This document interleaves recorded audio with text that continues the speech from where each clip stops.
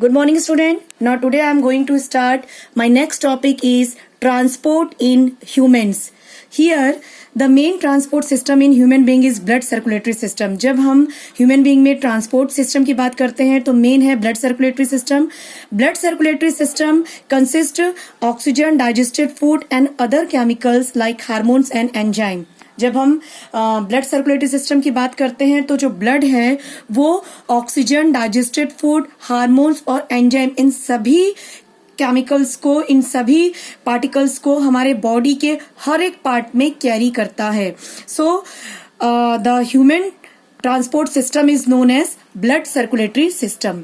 So first of all जब हम human blood circulatory system देखते हैं तो वो टू पार्ट से मिलकर बना होता है, heart and second one is a blood vessels.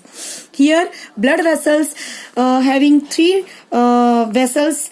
First one is arteries, second veins and third one is capillaries. So first of all we will discuss about the human circulatory system.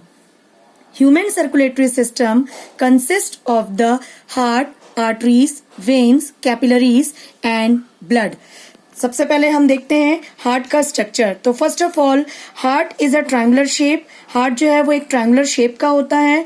It is a made up of special type of tissue that is known as cardiac muscles. ये cardiac muscles का बना होता है. Next one is the size of heart is clenched fist. इसका मतलब है heart का जो शेप है वो हमारी एक बंद मुट्ठी, ये इस शेप का होता है. Next one is a heart is covered by pericardial wall. Heart जो है उसकी वॉल जो है वो पेरिकार्डियम वॉल के थ्रू वो कवर्ड रहती है. Next one is the basically heart has 4 chamber. जब हम हार्ट की बात करते हैं, वो भी हम जब मैमल्स की बात करते हैं तो मैमल्स में 4 चैम्बर्ड हार्ट होता है. First one is the upper 2 chambered of heart are called atrium or auricle. Now second one is the lower 2 chamber of heart are ventricles. तो यहाँ पे मैंने एक सिंपल डायग्राम बनाया हुआ है हार्ट का. तो इसमें देखिए upper 2 chamber of heart is auricle and lower 2 chamber of heart is ventricle.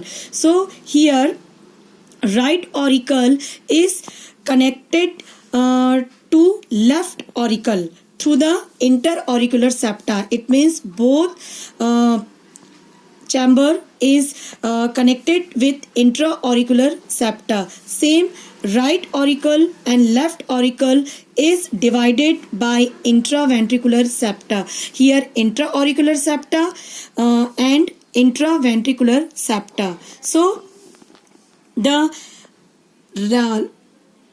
right ventricle is dark in color and left ventricle is large in shape. So here right auricle is connected through right ventricle by V2 wall and left auricle connected by left ventricle through V1 wall. Here right auricle जो है वो right ventricle से tricuspid wall के through अलग होता है. ये दोनों देख लीजिए, दोनों सेपरेट हैं. ये जो दिख रहा है आपको ये है आपका ट्राइकस्पिड वॉल. मतलब राइट ऑरिकल जो है वो राइट वेंट्रिकल से ट्राइकस्पिड वॉल के थ्रू अलग होता है.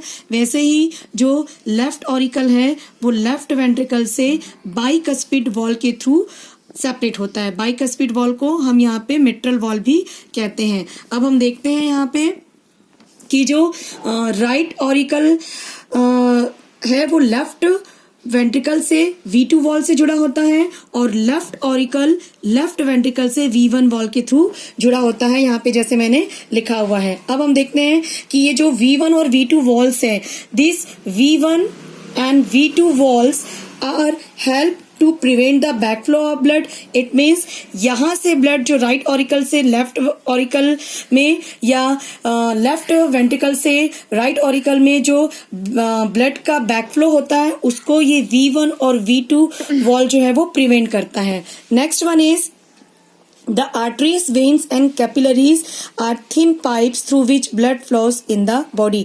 यहाँ पे जो आर्टरी, वेन्स और कैपिलरी है ये थिन पाइप लाइक स्ट्रक्चर होते हैं जो कि हमारे पूरे बॉडी में ब्लड का फ्लो करते हैं.